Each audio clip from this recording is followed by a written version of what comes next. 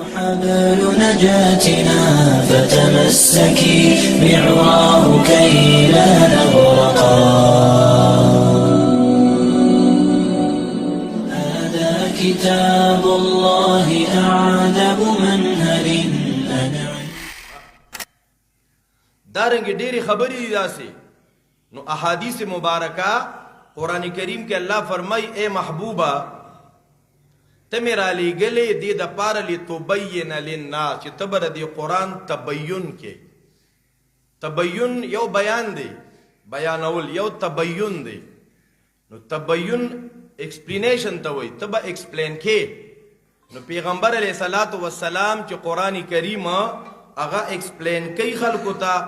دغه د نبی علیه السلام ایکسپلین شوی خبرې دغه ته حدیث وایي او قرآن نه ثابته شوه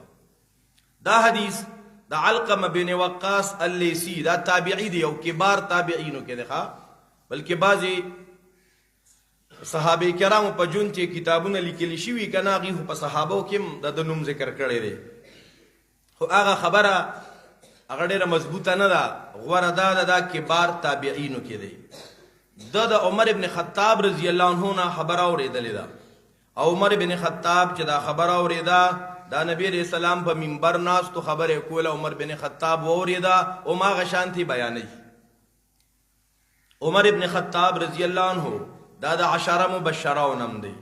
او دا خلیفه ثانی خلیفه دوم دی وی چې ما د نبی علیہ السلام نه اورېدلی په منبر فرمایل انما الاعمال بالنیات امام شافعی رحمت الله علیه وی دا حدیث چې دی کنه دا نیم علم دی دا نیم دین دی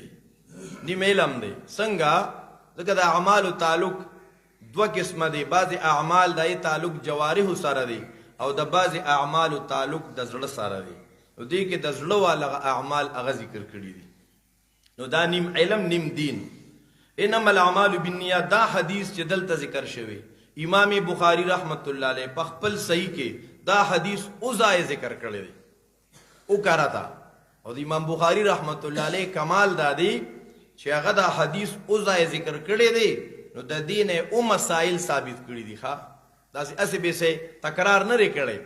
بعضی روایت امام بخاری اتل ذکر کی لکه حدیث د افک شو حدیث د لیلۃ التبیت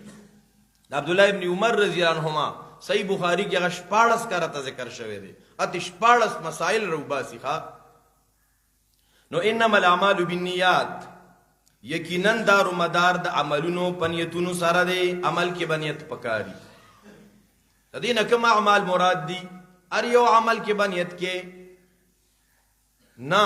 په عبادتو کې په اتفاق دایمه مجتهدین سره